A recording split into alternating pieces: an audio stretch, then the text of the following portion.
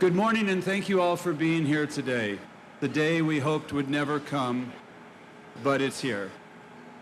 There's a modest sense of defeat here today as we're faced with the reality that we were not able to stave off the economic and external forces that have been conspiring against us for so long.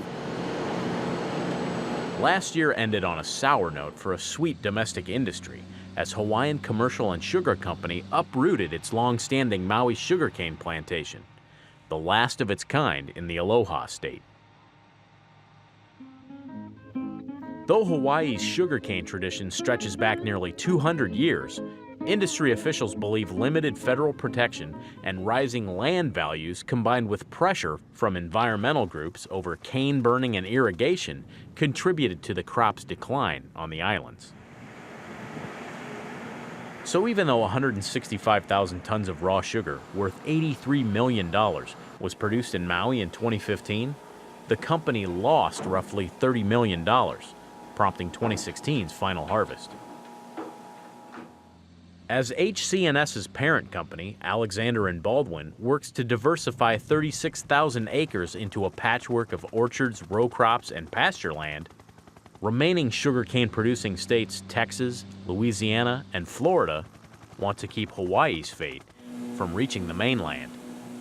It's very sad because they achieve the highest yields per acre in the world. There's really no better place in the world to grow sugarcane than Hawaii. Jack Roney is an economist with the American Sugar Alliance, a national coalition that lobbies Beltway lawmakers to ensure the survival of domestic sugar production amidst heavily subsidized foreign competition. We're very proud of the fact that we are some of the lowest cost producers in the world while we are adhering to some of the world's highest standards for worker and food safety. We've really found a way to be both competitive and sustainable. And people wonder, well, if you're so efficient, why do you need a sugar policy at all? And the answer is in the distortions in the world sugar market. The $20 billion U.S. sugar industry churns out about 9 million tons of sugarcane and sugar beets annually.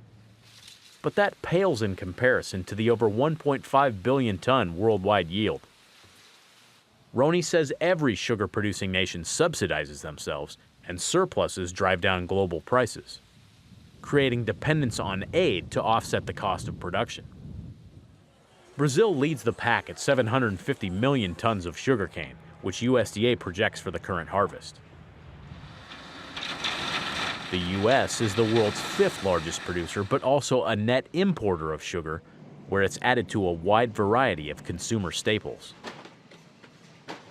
The industry claims U.S. sugar policy has cost taxpayers nothing for 14 of the past 15 years. However, a loophole in the North American Free Trade Agreement, or NAFTA, allowed Mexico duty-free access to dump tons of the sweetener on the U.S. market in 2013, pushing domestic prices to a 30-year low. So USDA ended up paying producers $259 million to keep the U.S. sugar industry from collapsing. Roney believes Mexico's move was a big reason Hawaii was forced out of business. So the U.S. government responded and judged that Mexico had injured our industry and calculated subsidy and dumping margins of over 80%. It wasn't even close. And rather than put those duties in place, the U.S. and Mexican governments tried to work out an accommodation, but those so-called suspension agreements were not successful. Our prices have remained stable. The world market pretty much dictates our domestic market. John Hundley's family has farmed in the Everglades agriculture region of Florida for over 80 years and grown sugarcane there since 1960. Favorable weather the last few years has delivered a bumper crop on Hundley's 5,800 acres, about 300,000 tons by last count.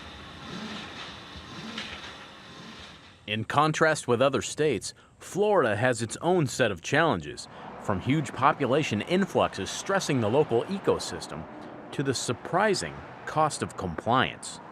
We have what they call an Everglades agricultural privilege tax that we actually pay on a per acre basis every year, and has been like that for well over a decade, maybe even close to 2 decades.